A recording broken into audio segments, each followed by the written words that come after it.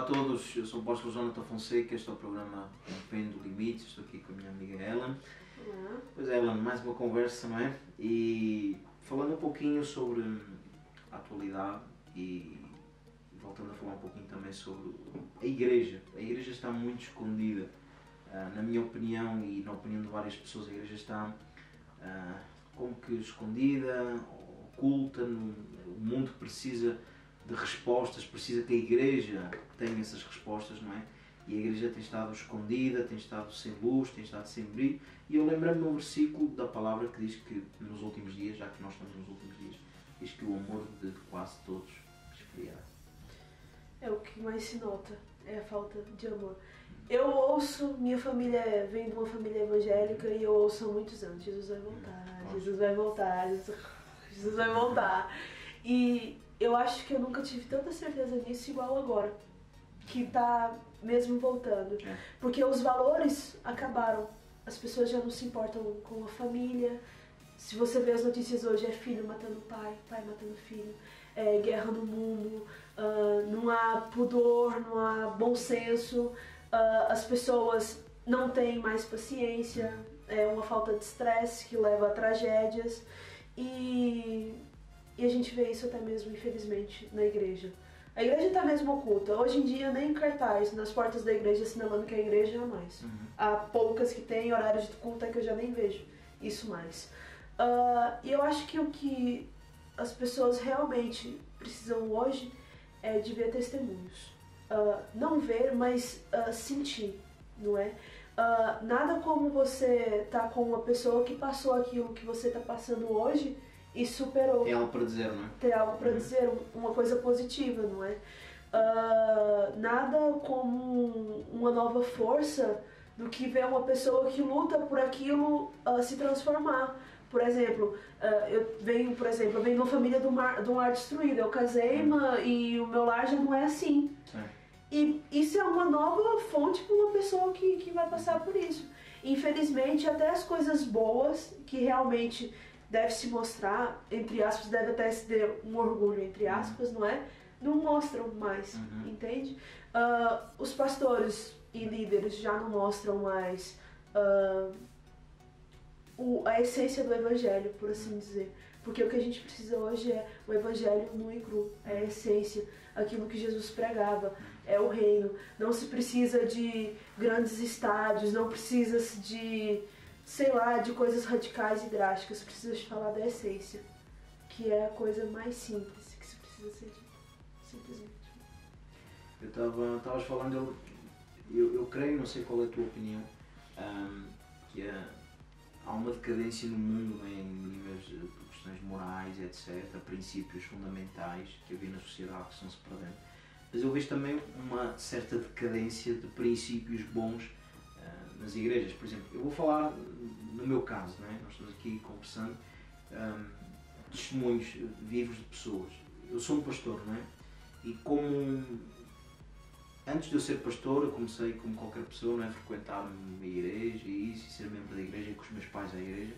E sempre ouvi que dentro das igrejas tinha que haver uma ética pastoral. Ou seja, quando alguém vinha visitar a igreja onde eu frequentava, se a pessoa começasse a visitar, e era de outra igreja, começava a visitar a minha igreja, começava a visitar periodicamente, a pessoa, o pastor, neste caso o meu pastor, ligava para o pastor, colega, amigo, e dizia: olha, está aqui uma ovelha tua e tal, que me está a fazer visita, o que é que se está a passar? Ou seja, havia aquele respeito, aquela ética, e eu falo por mim que uma das coisas que eu vi é que a ética pastoral já não existe. As pessoas andam saltando de igreja em igreja, porque realmente às vezes o que há, infelizmente, nas igrejas não é crescimento, mas sim que um membro de uma igreja sai para outra igreja. Eu não chamo isso de crescimento. Ou seja, eu creio que o crescimento é salvação de almas. É claro que isso existe, não é? A pessoa não se sente bem num local, então vai para um local que se sente bem. É claro que se a pessoa não se sente bem num local, não vai ter que permanecer naquele local. Mas o que eu estou-me a referir, não sei se estás-me a entender aquilo que eu estou a dizer. Eu estou falando com experiência própria. Uma das coisas que eu vejo uma decadência na ética pastoral que já não existe. Sim. E isso toca em outro ponto, assim, vai um pouco mais profundo do que isso. O pastor prefere ter um membro duplo, por exemplo, e ter uma igreja cheia, do que ter uma pessoa de fora, uma e outra, e ter uma igreja vazia. Muitas vezes as igrejas hoje preferem ter um número grande, não é? Mostrar que tem muitos membros, não é? E depois tem aquela história, que é uma história chata e é uma história feia, que se fala assim, tem um mar de peixes, e ele quer o peixe que está no meu aquário, não é? E eu acho que a pessoa tem que ser livre. Claro que a pessoa tem que ter bom senso. Se eu estou numa igreja, eu posso visitar outra, nada contra isso.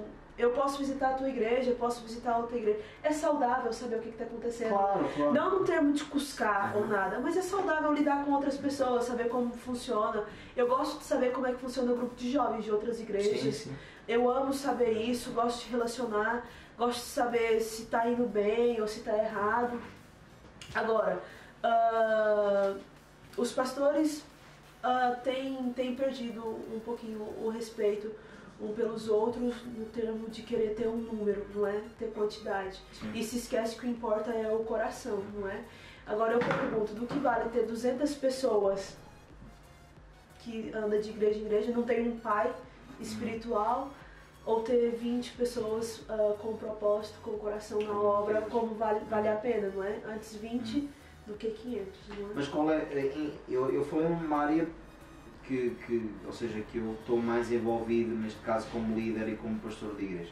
Mas qual é as outras áreas que tu vês, tu notas, não é, frequentando uma igreja, que existe uma decadência, assim, não seja, não estou falando na igreja em específico que a gente congrega, na igreja estamos falando, para quem está a ouvir, estamos falando de igreja em global, em geral, não estamos falando em nenhuma placa de denominação. Qual é a decadência que tu vês? Em que áreas? Já que este é um programa audaz e corajoso, como nós falamos, temos que abordar esses temas. Amor. Falta de amor. Falta de amor. Hoje, o que é que tu chamas uma falta de amor? Eu falo que o amor tanto é para elogiar e como para repreender, não é? Essas duas versões do amor. E não existe nenhuma e nem outra, não é? E eu falo do amor genuíno, do amor que uma pessoa realmente se sente amada. Eu falo, por mim, o que me chamou, hoje eu posso falar da igreja onde eu estive, o que me chamou a atenção foi o amor que as pessoas sentem um pelo outro.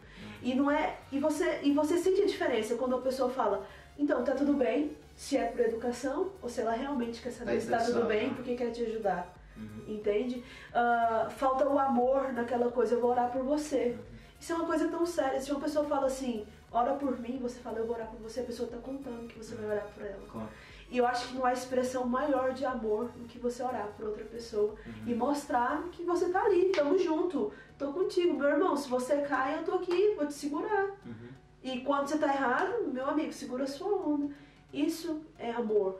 E eu acho que também falta uma expressão da parte dos líderes, para os liderados, não é?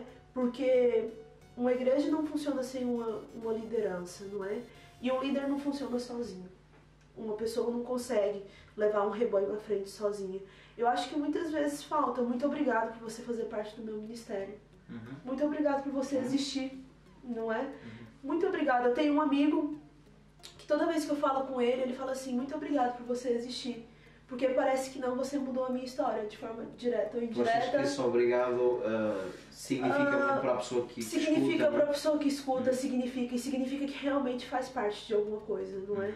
Porque é assim, primeiro você ganha uma pessoa para você e depois você ganha uma pessoa para Jesus. É assim que funciona. Você conquista primeiro para você, para o seu seio, para a sua vida. E depois você apresenta Jesus para ela. É essa forma, na minha opinião. E tu achas que se calhar como a pessoa, os cristãos não têm conseguido conquistar a pessoa para si, por isso é que ela não tem conquistado para Jesus? Achas que essa o tal falta de testemunho, sem por assim dúvidas, dizer, não é? Sem dúvidas. Por exemplo, se eu imagina, nós vamos de férias, você é pastor, 30 dias de férias, você não me fala de Jesus nenhuma vez nos 30 dias. Claro. Então, gente, você não acredita naquilo que você está vivendo. As férias pagas tu? Não sei, depende, se for em Sesimbra ou assim. Se você não fala, se você está na igreja e você não fala daquilo que você vive, você não acredita, você é um hipócrita, você não acredita naquilo que você está vivendo. Ou É seja, simples. viver a igreja, mas dentro, fora, já... Exato. É assim, eu falo por mim, eu tenho amizades dentro da igreja, fora da igreja, eu tenho círculos de amigos. E eu consigo estar junto com todos ao mesmo tempo. Claro que eu me comporto com cada grupo que eu tenho de uma forma diferente. Isso não é hipocrisia. São os papéis que a gente tem na sociedade. Se eu estou numa reunião de negócios, eu vou me comportar de uma maneira, se eu estou trabalhando, eu vou me comportar de outra. Se eu estou na igreja, eu vou me comportar de outra forma. E eu falo sem problemas nenhum. Eu tenho 3 amigas super diretas e eu falo sem problemas. Hoje eu vou pra igreja.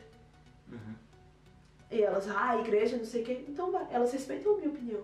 Elas têm que respeitar. Muitas vezes eu falo, olha, vocês não acham que já tá abusando demais? Isso é demais pra mim já, não é? Ellen, tá bem, tens razão.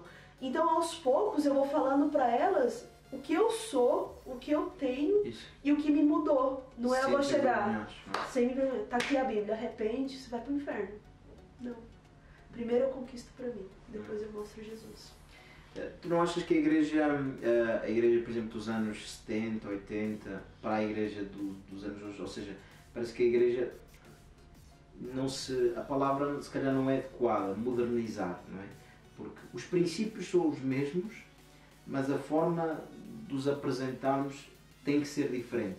Ou seja, tu estás a falar de uma época nos anos 70, 80, estava na moda ir para as ruas e dizer arrependei-vos, depois é chegado o reino dos céus, ou Deus está aqui para vos salvar e tal.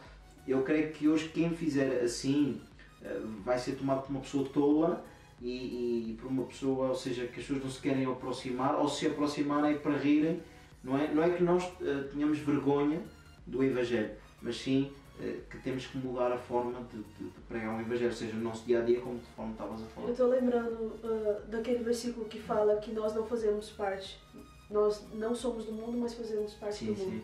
O mundo vive mudanças diárias. Nós estamos nesse mundo, nós também vivemos mudanças. Querendo ou não, nós vamos passar por isso, não é? Nós estamos nos tempos modernos e nós temos que adequar. Por exemplo, hoje nós temos os meios de comunicação. Nós vamos distribuir jornais, temos o meio de comunicação. Por que nós não vamos pegar as ferramentas que o mundo nos dá e jogar em nosso favor para fazer uma coisa melhor, uma coisa de excelência, não é? Ellen, lança-te um desafio.